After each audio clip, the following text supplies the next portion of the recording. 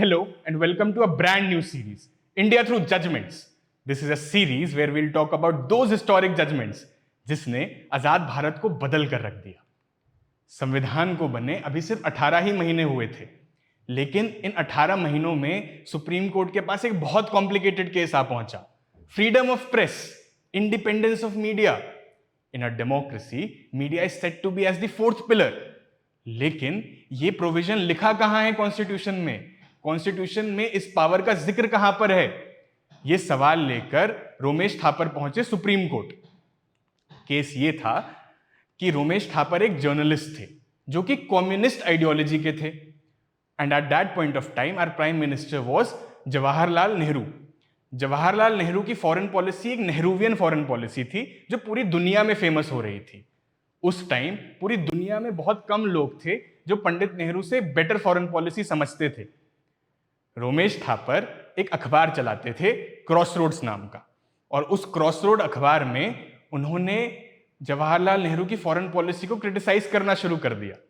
आप इमेजिन करके देखिए, उस टाइम जवाहरलाल नेहरू की फॉरेन पॉलिसी को क्रिटिसाइज करना, ऐसी फॉरेन पॉलिसी जिसको समझना इतना मुश्किल था, उसका क्रिटिसिज्म। उस टाइम मद्रास प्रेसिडेंसी के लास्ट चीफ मिनिस्टर थे कुमारास्वामी राजा।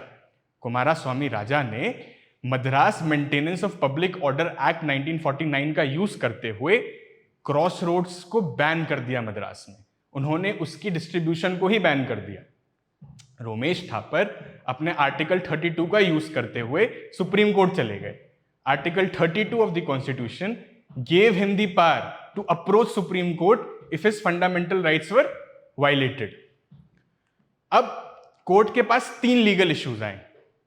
कोर्ट को पहले यह तय करना था कि जो सेक्शन 91A है मोपो का, वो 19(1) को वायलेट कर रहा है क्या? रोमेश थापर जी के 19(1) को वायलेट कर रहा है। दूसरा, 19(2) में रिस्ट्रिक्शंस हैं। गवर्नमेंट ऑफ मद्रास ने यह कहा कि पब्लिक ऑर्डर मेंटेन करने के लिए इस न्यूज़पेपर को हमें बैन करना बहुत जरूरी था। वो जो 19(2) के अंदर हमें अधिकार है, रिस्ट्रिक्शन लगाने का हमें अधिकार है। तो सुप्रीम कोर्ट को यह भी तय करना था कि क्या वो रिस्ट्रिक्शन के दायरे में 91A मोपो का है। दूसरा लीगल इशू ये था सुप्रीम कोर्ट के सामने कि सेक्शन 91A ऑफ मोपो, उसको अनकॉन्स्टिट्यूशनल डिक्लेयर किया जा सकता है अंडर आर्टिकल 13(1). आर्टिकल 13(1) ये कहता है कि any laws which is violative of fundamental rights is unconstitutional. और तीसरा मेजर चैलेंज था कि रोमेश थापर जी हाई कोर्ट क्यों नहीं गए, और हाई कोर्ट जाने के बजाय वो सुप्रीम कोर्ट क्यों आ गए? Because article 226 also gives him the right to approach high court in case his fundamental rights are violated. लेकिन उन्होंने 32 का यूज किया और वो सुप्रीम कोर्ट आ गए।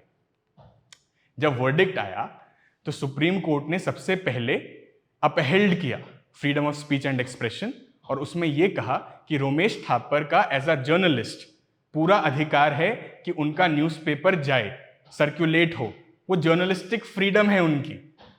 एज अ जर्नलिस्ट अगर वो लिख रहे हैं और वो लोग पढ़ ही नहीं पा रहे हैं तो उनकी freedom of speech and expression का वायलेशन है ये। दूसरा, under doctrine of severability supreme court ने यह कहा कि मोपो का सेक्शन 91A अनकॉन्स्टिट्यूशनल है, क्योंकि डॉक्ट्रिन ऑफ सेवरेबिलिटी सेज कि आप पूरा लॉ हटा नहीं रहे हो, लॉ का सिर्फ एक सेक्शन हटा रहे हो, और वो सेक्शन 91A सुप्रीम कोर्ट ने अनकॉन्स्टिट्यूशनल डिक्लेयर कर दिया। मोपो था, सुप्रीम कोर्ट ने यह माना कि रिस्ट्रिक्शन इंपॉर्टेंट है, लेकिन वो रिस्ट्रिक्शंस रीजनेबल होनी चाहिए। इस वजह से मोपो का जो 91A है वो रीजनेबल रिस्ट्रिक्शन में फिट नहीं हो रहा था।